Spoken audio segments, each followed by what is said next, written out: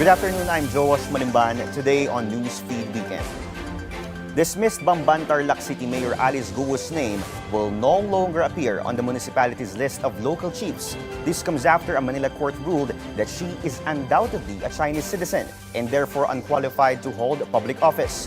In a decision dated June 27, Manila Regional Trial Court Branch 34 Judge Liuliwa Hidalgo Buku declared Guo disqualified and guilty of usurping and exercising the office of Mayor of Bamban. The court granted the warrant of petition filed by the Office of the Solicitor General, effectively voiding her assumption of office from the start due to her ineligibility. Two key pieces of evidence were cited to support the ruling. First, the lack of birth, death, and marriage records for Guo's alleged parents, Guo Jian Zhong and Lin Wenyi. Second, a signature and fingerprint expert testified that her prints matched those of Chinese national Guo Waping. Guo is currently detained at the Pasig City Jail, facing charges of qualified human trafficking, money laundering, and graft, all in connection to her alleged role in illegal pogo operations in Bamban.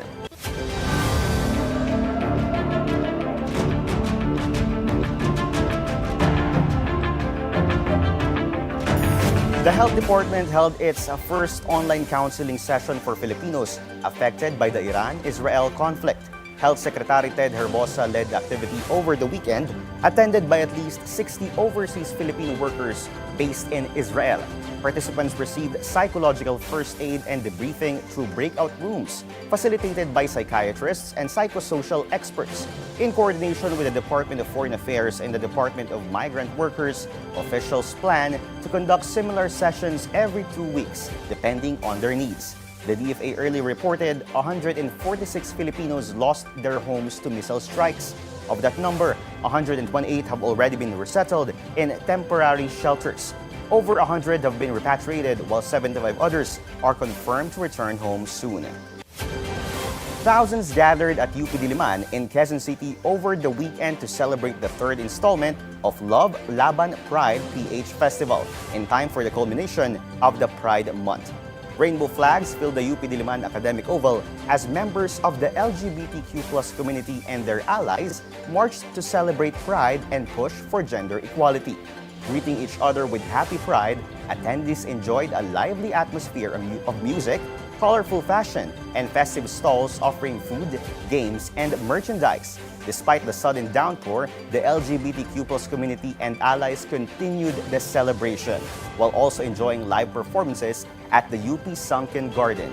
This year's Love Laban event also highlighted calls for the passage of the SOGI Equality Bill, as well as environmental sustainability.